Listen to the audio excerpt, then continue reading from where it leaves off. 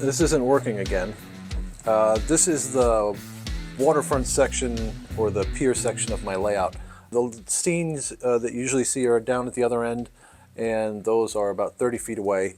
So I'm really not even supposed to be working here. I'm trying to stay focused on the other section, but I'm still working out some track arrangements and back here and other stuff. So I can't help but look at it, and if I see something that I don't like and it's not working, I gotta deal with it. So a few months back, I rearranged this so there's two tracks that make these two pier buildings here. I'll show you a little bit better here. Let's get closer. So you've got this track here coming inside to this pier building, which will be have some doors on the sides, so you'll be able to see inside it. And then another one, and you have this larger pier building here. This is about 28 inches long. I wanted something pretty substantial just to kind of, mark the end of the layout. And by itself, it looks okay.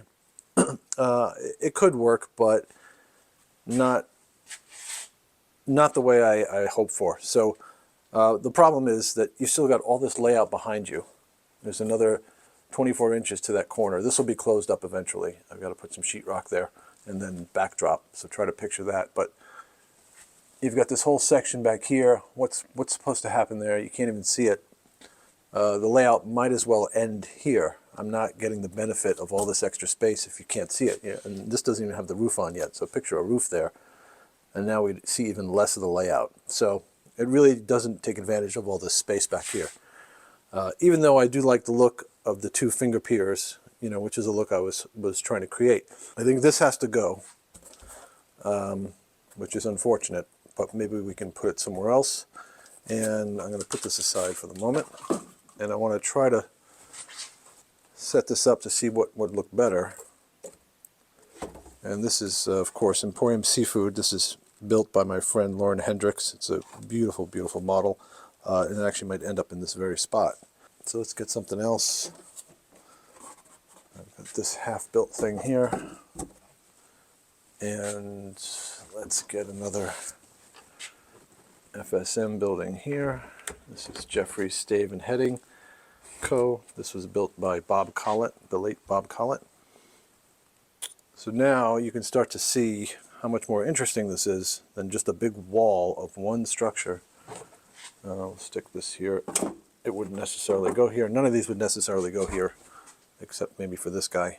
But now let's get this pile driver out of the way.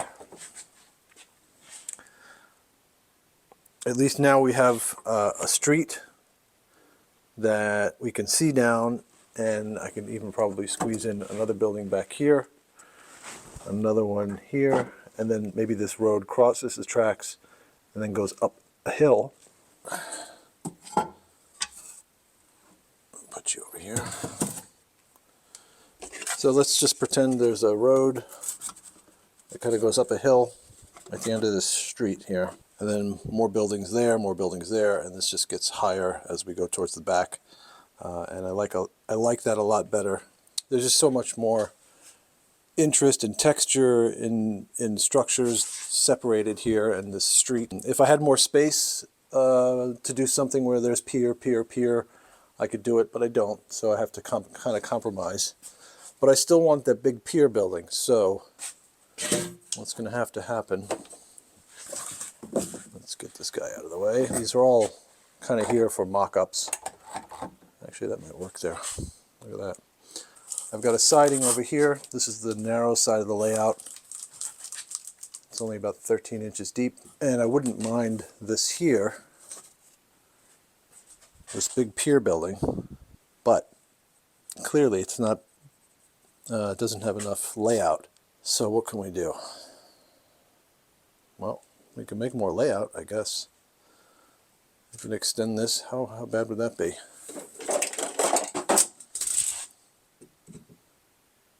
Maybe for 3.5 inches. There's still plenty of room to get around. And it's not the first time I've bumped up the layout. You can see one here. This section comes out a little bit. And I've even got this little small bump out here that I made just so we can see this beautifully stripped car, also modeled by Lauren Hendricks. It's got its own little spot there. So maybe I need to extend the layout here and grab some more real estate. I think that's what I need to do. And actually, you know, now that I'm looking at this, these two would work well together, I think. And I've got this nice little space to peek around. And then we could do something else here. Fill that in, more structures here, some kind of waterfront stuff there. It's starting to look like something. So let's assume I come out about 4 inches total. I don't want to do any more than that. I think I'm going to get a little too greedy. Very easy to do that, but okay, that's 32. And then how far? Let's see. How far do we go with this?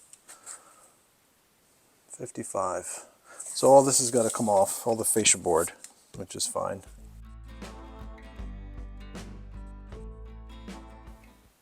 All right, let's go cut some wood. Get over to the saw.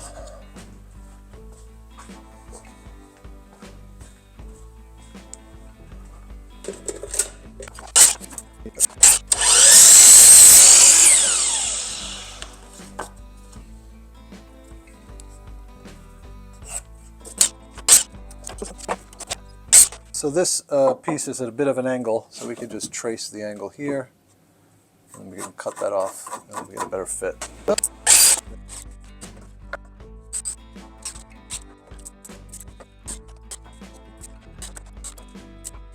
So let's just check to see if this works well, fits well, and it does. That's great news. Not too crowded, still plenty of room to move and work. And I gained all this extra space. Now it's just a matter of screwing this to the bench work. Pre-drill this so it doesn't split.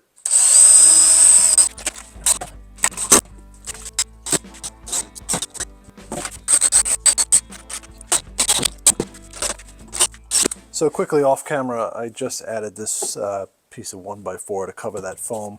There was no wood in this section, I don't know why. I didn't do that the first time. Actually, I do know why, because I was being lazy and it was faster. So we can put this here and reuse this and get a nice tight curve there.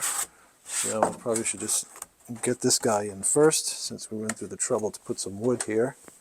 We can anchor that in first.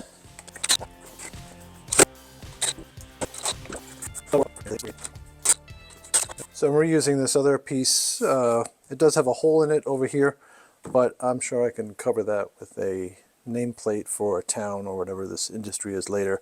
I've already got it cut, and I don't want to spend the time to cut more of this, so that's what I'm doing here. So to get this curve nice and snug and clean, you can see this bows out here, so we got to screw this side in first. And again, we're making this flush with the top.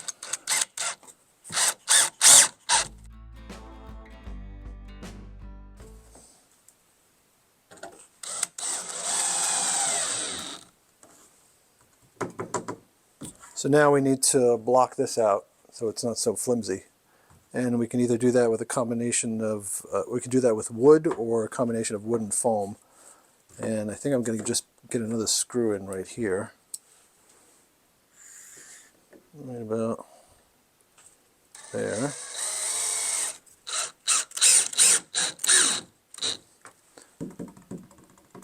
And that's in pretty good. So once we get foam in here, this will firm up, and not too worried about that. You can already see how much we've added to the layout with just 4 inches.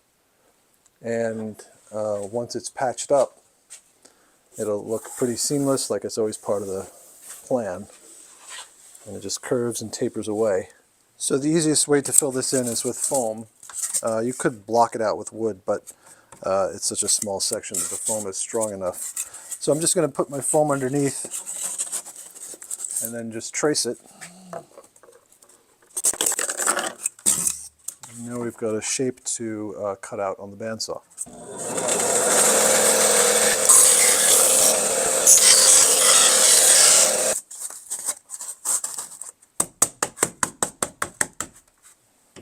That's a nice fit. So now we'll just glue this in, and then we'll get some board on top of this. So I'm adding some blocking to the far side, so when we put our masonite down, we've got something to rest on. So it's just a couple of blocks of scrap, and I pre-drilled the holes so I don't split them. So I've cut some masonite, and you can see I used some scrap here, but it was a good piece and it almost fit, so I was able to just cut it and trim it just to fit what I need here. And this was a straight shot, and then this one took a little doing and tracing from underneath, but it works out pretty well now. And you know, this kind of carpentry, it's not finished furniture work. It's all going to get covered with scenery, so it doesn't have to be perfect. I don't mind these little gaps here. I'll cover them later or fill them with Sculptamold. But now we've got a nice whole new section of layout to build on. So I've cut this piece of foam. That's going to be my land extension for the pier. So I've still got a little bit of water here to model. I can model a seawall. And it's a nice, I don't want to bring the seawall to here. I still want all this waterfront to keep going. And we can get our pier building. Now it sits quite nicely. So, and there's a lot more layout over here. There's some waterfront. I could probably put another structure here sticking out, and lots of ins and outs with seawalls and details. I really like that. Okay. This I'm happy with. This I can live with this over here. I really wanted a large pier building on the layout, and this is a good solution. This is a little dark back here, but I don't mind. There'll be a big backdrop here, and I'm not losing anything. I'm not missing anything, and it's a nice little corridor for the train to come in and out of, and that's fine.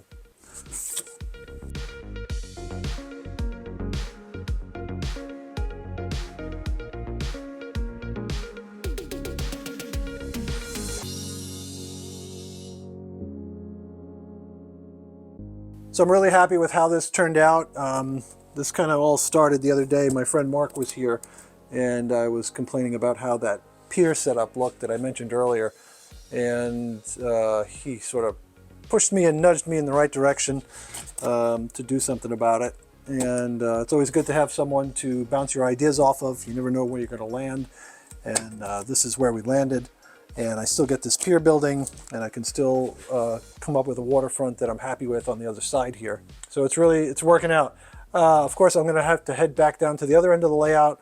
I'm really not supposed to be here according to my own rules that I set to focus on one section and keep it going. But this one was really bugging me, so I'm glad I got to it. Thanks to all of our Patreon supporters. Please join us on Patreon. If you want to see more behind-the-scenes photos, some how-tos and tips, sneak peeks to kits that are coming out, and we also do an exclusive video that we don't show anywhere else on Patreon every week. Please join us there. And check out our website, fosskits.com. If you're interested in looking at some structures for your layout, we've got quite a few. We've got over 100 to choose from. And thanks for watching. We'll see you next time.